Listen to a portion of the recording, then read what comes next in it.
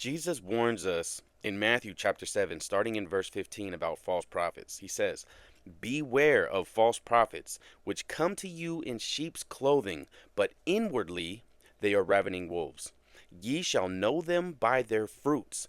Do men gather grapes of thorns or figs of thistles? Even so, every good tree bringeth forth good fruit, but a corrupt tree bringeth forth evil fruit.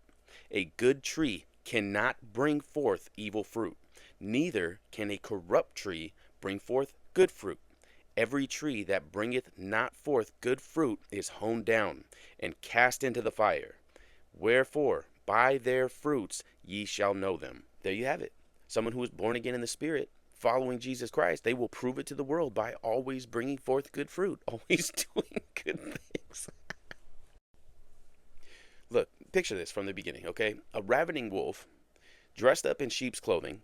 From the outward appearance, we're looking at this thing like, there's nothing wrong with this thing. It's just nice and white, fluffy sheep, just walking amongst the rest of the sheep, eating grass or whatever it is that sheep do. They're not doing anything wrong. The problem is in here.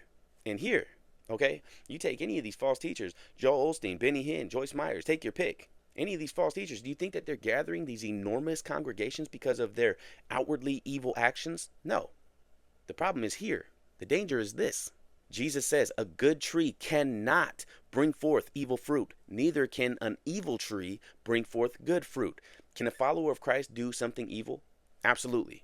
Can someone who is not a follower of Christ do something good? Absolutely. In Matthew chapter 12, verse 37, Jesus says, "By thy words thou shalt be justified, and by thy words thou shalt be condemned." In Luke chapter 6, verse 45, Jesus says again, "A good man out of the good treasure of his heart bringeth forth that which is good, and an evil man out of the evil treasure of his heart bringeth forth that which is evil. For the abundance of the heart his mouth speaketh."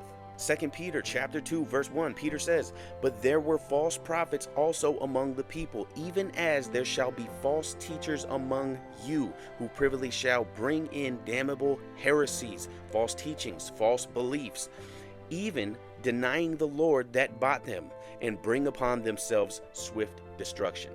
A good tree, a believer, cannot produce evil fruit. I will never deny my Lord and Savior Jesus Christ, and that I am saved by his blood alone. And an evil tree cannot produce good fruit. They will always, in some way, shape, or form, dilute the gospel because the truth is not in them.